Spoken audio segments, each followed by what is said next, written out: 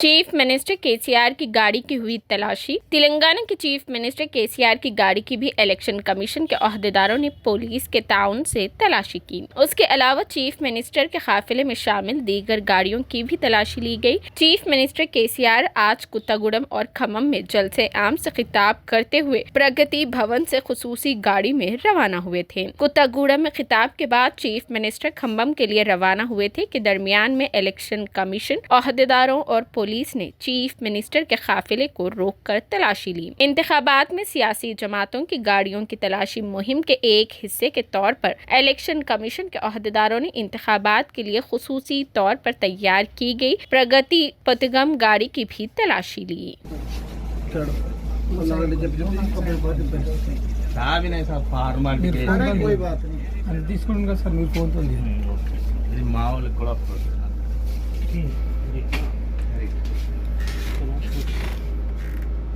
మీరే వెళ్ళండి సార్, మీరు ఉంటారు ముందు.